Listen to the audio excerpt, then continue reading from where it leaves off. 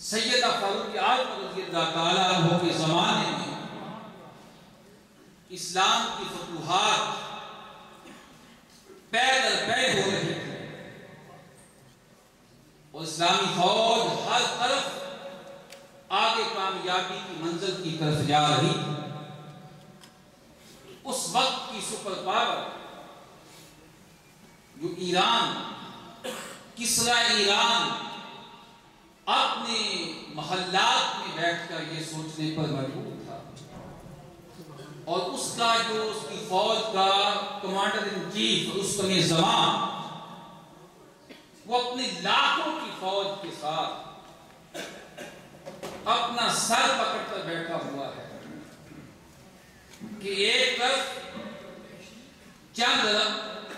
ہزار کی تعداد میں صحرا نورد، صحراؤں میں رہنے والے بادیہ نشین، اور ایک طرف ہماری لاکھوں کی فوج، مگر ہر میدان میں کامیابی ان کا مقدر بنتی ہے۔ سبحان اللہ۔ ہم شکست پر شکست کھا رہے ہیں اپنی افرادی قوت کے باوجود، اپنی دنیاوی شان و شوکت کے باوجود، اپنی طاقت، اپنی تمکنت، اپنے مالی وسائل کے باوجود شکست ہمارا مقدر بنتی ہے، کامیابی ان کا مقدر بنتی ہے، جبکہ وسائل بھی ہمارے زیادہ، فوج بھی ہماری زیادہ، لوگ بھی ہمارے زیادہ، ہر حوالے سے ہم زیادہ ہیں ان سے، مگر کیا وجہ ہے کہ کامیابی ہر دفعہ انہی کا مقدر کیوں بنتی ہے؟ اس نے اپنے چند جاسوس اسلامی فوج کے اندر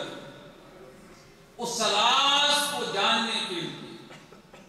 اس طاقت کے سرچشمے کا پتہ لگانے کے لیے کہ کون سی طاقت و قوت ہے مسلمانوں کے پاس جس کی وجہ سے کامیابی ان کا مقدر اور ناکامی ہمارا مقدر بنتی ہے، اس نے اپنے چند جاسوس بھیجے۔ وہ عربی لباس پہن کر مسلمانوں کا حضور صلی اللہ علیہ وسلم کے صحابہ کے اندر آ گھسے، وہی شکل و صورت بنا کے 2 3 4 دن رہے، اور انہوں نے مشاہدہ کیا،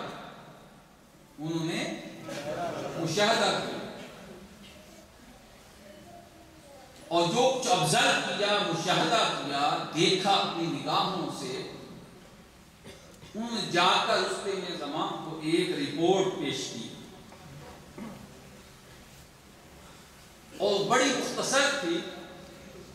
اور مگر بڑی جامع اور کمپریہنسو۔ انہوں نے کہا رستم زمان، ہم آپ کو بتاتے ہیں کہ مسلمانوں کی طاقت کا راز کیا ہے، ان کی قوت کا سرچشمہ کیا ہے، اصل طاقت کہاں سے مل رہی ہے۔ انہوں نے ایک سینٹنس کے اندر، ایک جملے کے اندر اپنی بات کو بیان کیا، کہنے لگے کہ ہم رہبان باللیل وفرسان بالنہار، کہنے لگے رستم زمان،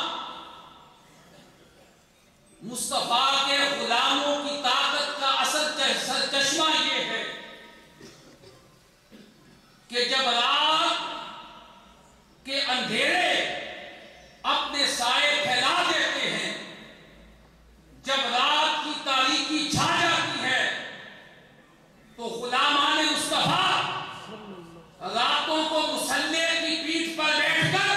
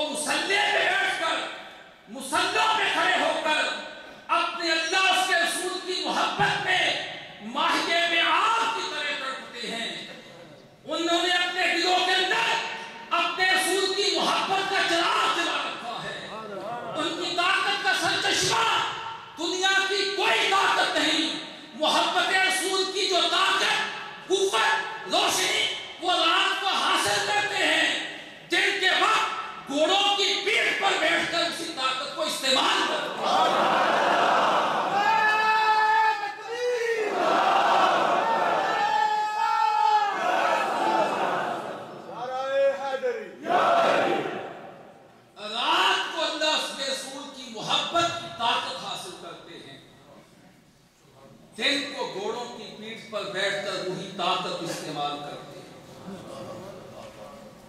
اور جن کے پاس یہ طاقت ہو دنیا کی کوئی طاقت ان کا مقابلہ نہیں کر سکتی،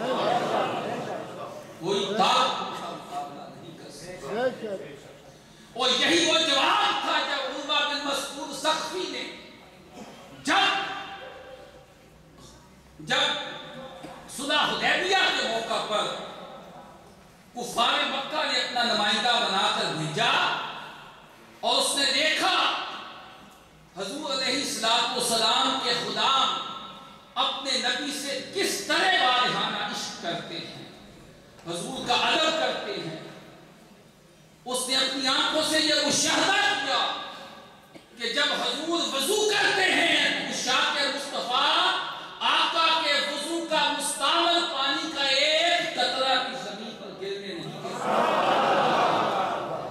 آگے بڑھ بڑھ کر حضور کے استعمال شدہ پانی کو حاصل کرتے اپنے ہاتھوں کے اوپر اور اپنے چہروں اور اپنے سینے کے اوپر ملتے ہیں، اور جس کو وہ پانی نصیب نہیں ہوتا وہ آگے دوسرے کے ہاتھ کے ساتھ اس طرح ہاتھ رگڑ کر برکت حاصل کرتا۔ اس نے مکے کے کافروں سے جا کر کہا تھا، مکے والوں میں کسرا ایران کے دربار میں بھی گیا ہوں، کیسر روم کے دربار میں بھی گیا ہوں، دنیا کے بڑے بڑے بادشاہوں کے دربار میں جا کر مجھے دیکھنے کا موقع ملا ہے، مگر خدا کی قسم جو ادب محمد کے غلام کا کرتے ہیں دنیا کا کوئی شخص کسی کا ادب نہیں کرتا۔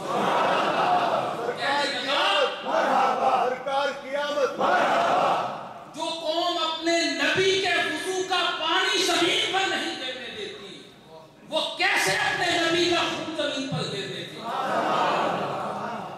دوستو یہی عشق تھا، یہی ادب تھا، یہی عشق اور ادب تھا جس نے اسلام کو قوت عطا کی تھی،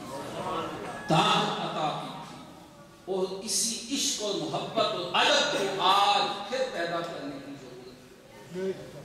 ہزاروں نہیں، لاکھوں نہیں، پھر میں عرض کرتا ہوں آپ کروڑوں اربوں مبارکباد کے مستحق ہیں کہ یہاں وہ ادب مجھے نظر آیا ہے، محبت کے جذبات دکھائی دیے ہیں، حضور علیہ السلام کی ذات کے ساتھ مر مٹنے کا جو ایک سچے عاشق رسول کے پاس سب سے بڑا